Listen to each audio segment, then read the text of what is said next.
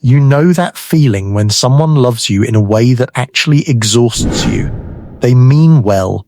They are not cruel. They are not selfish.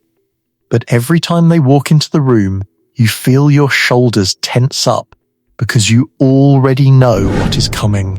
The grabbing, the hovering, the not reading the room, the complete inability to notice that you need space right now. And you cannot explain it to them because they will just say, "But I love you." And you know they do.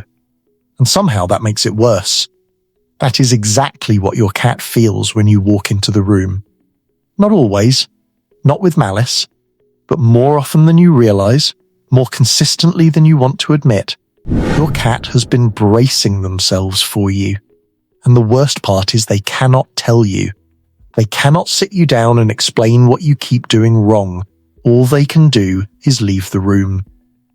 Sleep somewhere you cannot find them. Let you pet them for a few seconds, and then quietly get up and walk away. And you watch them go, and you feel that small, confusing ache of rejection from an animal you would genuinely do anything for. That ache you feel? Your cat feels something too. They feel it every time you override what they were clearly trying to tell you. Every time you pick them up mid-walk. Every time you held them a little too long. Every time you woke them up because you could not help yourself. They do not hold grudges. But they do keep track. And right now, without knowing it, you may be on the wrong side of that record. This is not about whether you are a good cat owner. You probably are. This is about the gap between how much you love your cat and how safe your cat actually feels with you. And by the time this video ends, you are going to understand exactly where that gap came from and exactly how to close it. Cats do not experience love the way humans do. This is not a cold fact. It is the single most important thing you will ever understand about your relationship with your cat. Humans are wired for physical affection. Hugging, holding, pulling close. These are our biological signals for safety and bonding. When we love something, we grab it. We keep it near. We do not let go. Cats are wired completely differently. In the wild, being held means being caught. Being restrained means being killed. Even after thousands of years of domestication, that wiring has not been erased. It has just been layered over. And every time you hold your cat against their will, even for 30 seconds, even with the softest hands in the world, a part of their nervous system registers the same ancient alarm. I cannot get free. That slow blink your cat gives you sometimes when they are sitting across the room, that is them saying, "I trust you." That is the cat equivalent of a hug. And most cat owners have never once given it back. They see the blink, they walk over, they try to pet, and they completely miss the entire conversation that was just offered to them. Your cat has been trying to talk to you this whole time, in tail position, in ear direction, in whether they show you their belly or not, in where they choose to sit in a room. This is a full language. And most owners are completely illiterate in it, not out of laziness, but because nobody ever told them it existed. Sign 1. They leave the room when you enter it. This is the one people explain away the most. They tell themselves their cat is just independent, just sleepy, just in a mood. But a cat who consistently relocates the moment you arrive is not being quirky.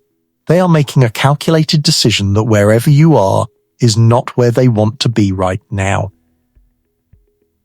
That calculation is based on history. On every interaction that felt like too much, too loud, too grabby, too unpredictable. They are not running from you. They are choosing peace over you. And that distinction matters more than most people are ready to hear. Sign 2. They flinch when you reach for them. Watch your cat's body the next time your hand moves toward them unexpectedly. Do their ears go back even slightly? Does their head pull away even an inch? Does their body go a little stiff before they allow the touch? That flinch even a small one, even one that lasts half a second, is your cat's nervous system responding to your hand as something to brace for, rather than something to lean into. That response is built over time through interactions where your touch came without invitation. It is not about one bad moment. It is about a pattern their body memorized. Sign 3. They never come to you first. Think about the last time your cat chose to come to you completely unprompted. Not when you were holding food, not when you sat on the floor and made yourself available in an obvious way. Just walked across the room, jumped up beside you, decided on their own that your company was something they wanted. If you are struggling to remember when that last happened, that is information. Cats who feel safe with someone seek that someone out. Cats who feel managed by someone wait to be approached instead. There is a version of your relationship with your cat where they come to you. This is how you get there. Sign 4. They stop the slow blink. If your cat used to slow blink at you and you cannot remember the last time they did, pay attention to that. The slow blink is not something cats do out of habit. It is a deliberate act of vulnerability. It means I am dropping my guard in front of you right now. When a cat stops offering that, it does not mean they forgot how. It means the trust that made them feel safe enough to do it has quietly eroded. You may not have noticed it happening. That is exactly why it is so dangerous. The absence of something you used to have is always harder to spot than a problem that announces itself. Sign 5. They let you pet them, but their body says no. This one is the most heartbreaking because it looks like affection on the surface. Your cat sits near you. They allow your hand. They do not scratch or bite, but their tail is twitching at the tip. Their skin is rippling slightly under your fingers. Their eyes are scanning the room instead of half closed and relaxed. Their body is tolerating you, not enjoying you. There is a version of your cat completely melted, slow blinking, purring so hard the whole room feels it. And then there is this version, tolerating, waiting for it to be over. The fact that they are not leaving does not mean they are present. It means they decided it was easier to stay than to deal with you following them. How to actually get them back. Trust with a cat is not rebuilt with grand gestures. It is rebuilt in the smallest possible moments, repeated consistently until your cat's nervous system starts to build a new map of you, one where you are safe. Start with stillness. The next time your cat is in the same room, do not go to them. Sit on the floor, not the couch, the floor, because it makes you physically smaller and less imposing. Do not call them. Do not stare. Just exist in the same space and let them process that you are not going to demand anything from them right now. The moment a cat chooses to walk toward you on their own is worth more than every forced cuddle you have ever had combined. Give the slow blink and then look away. When your cat looks at you from across the room, hold gentle eye contact for just a moment, close your eyes slowly, open them, and then turn your head slightly away. You are speaking directly to their nervous system. You are saying, I am not a threat, and I am not asking for anything. Do this every single day for 2 weeks, and pay attention to what changes. Something will. Let your hand be an invitation, not a decision. Instead of reaching for your cat, rest your hand open near them and wait. Let them sniff it. Let them rub against it if they choose. Let them walk away if they want to. The entire message you are sending with an open, still hand is, this is available to you, but it is yours to take or leave. Cats respond to that kind of respect on a level that is almost immediate once they feel it. Become boring in the best possible way. Same feeding time. Same playtime. Same wind-down energy in the evening.